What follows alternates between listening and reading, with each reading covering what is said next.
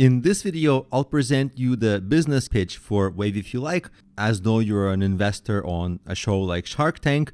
And at the end of the business pitch, you'll be able to evaluate it and tell me you hate it or you love it or something in between. The only caveat is it's not going to be exactly like a business pitch, because in a business pitch, you have to explain what the business is, but I already did that in a previous video. Later in this section, I'm going to go deeper into a few financials, which we haven't discussed yet. So I can't discuss deep financials in this pitch yet, just because I'm going to be explaining them in the coming videos. But for now, this is just going to be a fun and interactive way for you to tell, do you love this idea? Do you hate it? And you can be honest, you won't hurt my feelings. This is just for the purpose of education. So here we go. Here are the competitive advantages that I see for this business. It's very unique, it's viral, it's passionately social, meaning like if you love something specific that you rarely meet people who love the same thing, but you see somebody wearing a t-shirt and you're like, wow, I love that same thing too. And they're like, wow, I never meet anybody in my life who's also into that same thing. Those people are really passionate about whatever subject matter they're wearing on their t-shirt. Because of that, it's very memorable. Wave if you like. Once you kind of see it, there's a picture to the brand, the hand wave. That makes it more memorable. It's fun. And that makes it very brandable. And all those things present really give a great advantage. Now, also, you see it's promotable in many ways. You can run ads, you can do SEO, you can get publicity, influencers, etc. You can also sell this on your website, but in addition to your website, you can sell this on Etsy, Amazon, and other t-shirt marketplaces. So there are plenty of opportunities to sell this. Also, it's not just for novelty t-shirts, it's also great and affordable gifts. These are really unique gifts, but they're also pretty affordable as gifts. That's also an interesting advantage. There's an additional competitive advantage, and that is having a real brand purpose. Because very often you have brands that have fake purpose, like Coca-Cola. They tell you, we give you great taste, but you really think like you are so unhealthy and you give diabetes. That would be an example of a horrible brand purpose. In this case, we have a real and genuine brand purpose. These are more than just t-shirts. With these t-shirts, you can create a social connection that's genuine, and that's real purpose that customers can get behind and employees can get behind. So this can actually help to acquire talent. Really smart companies have a great brand purpose that employees aren't just there because they're getting a paycheck. Sure, paycheck is what they're there for, but they also care about what they're working on. Having brand purpose is extremely important today. The younger generations are really motivated by a genuinely good brand purpose.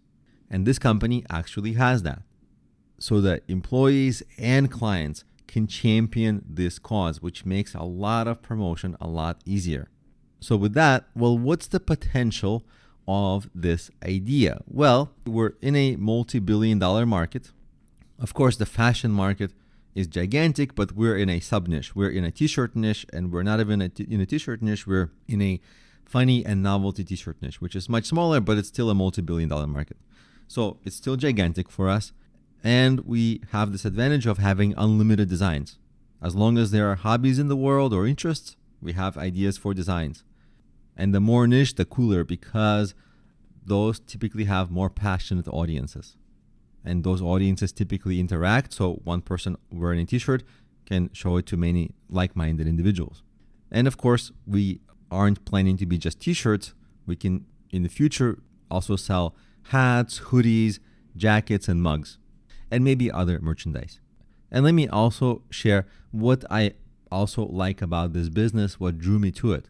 The printing and shipping is completely outsourced, so it's cheap to run this business and it's cheap to scale this business.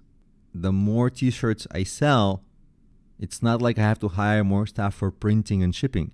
That's the beauty of it. At scale, this will still work really well, and the profit margin is going to remain pretty healthy. And we'll talk more about profit margins and financials later in the coming videos. So it's very scalable and requires relatively little staff. And it's a natural business system. What I mean is that the production is outsourced, shipment is outsourced, marketing is pretty automated, and the business kind of runs itself to a very large degree. Not entirely, obviously. You still need support, you still need to do a lot of marketing, but a lot of the things are totally automated. That's one of the great advantages of such a business. Having said that, there are real challenges. And of course, if you are presenting this in a business pitch, like to an investor, you wouldn't outright list your challenges. But just because we want transparency and learning here, I'll tell you what my challenges really are. The biggest challenge is that this needs a lot of designs. I can hire designers, and I have actually tried to hire designers before. The problem is they can't mind read exactly what I want.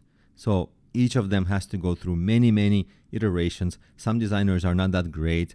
And so you end up having to, with every design, spend not just money, but a lot of time going back and forth about revisions. And the amount of time it takes to create one good design, it becomes a lot of time. And so it becomes really expensive to create this. Not in terms of dollar costs, but in terms of time, which made it really hard for me to do. And I really got stuck on, I needed more designs for this website to look legitimate, but I really was stuck on the amount of time it was taking. And this needs like hundreds of designs, right? Secondly, even though that this business scales well, the profit per sale is relatively small. It's like $5 or something that I keep, or $10, depending on various variables. But this also requires support. Like if customers need returns or they have questions, they email me. I don't have time to answer them. That's a challenge. So I have to hire staff. And in terms of staff and the time needed, well, you see, this needs a small team or one person who can devote a full-time effort to this, but those resources are not available from me. Like I cannot spend that amount of time. And if I were to hire somebody, it would cost thousands of dollars a month, which long-term I may recoup, but I would still have to manage that person and train that person. So I still don't have that much time to do that. Plus, there are also challenges like, even though I can say in my plan that I can do SEO and I can do ads, all of these will be very competitive, and there's no guarantee that the ads will be profitable because these are relatively low priced items that I'm selling. So it's not a guarantee that I can sell them profitably by running ads. So the marketing may prove much harder than it seems in theory. So those are the challenges. Now it's your turn. Give it a score on a scale of 1 to 10, 1 being you hate it, 10 being this is the greatest business ever. And then comment, do you like it? Like if you were an investor on Shark Tank, the TV show, would you invest? What comments would you have? And again, this is just for learning purposes. We don't get mad at each other or take offense. This is just for brainstorming. And you can leave your comments in the Q&A of this video. If you want to comment privately, you can send me a private message. I look forward to hearing your opinion about this business pitch that I presented in this video.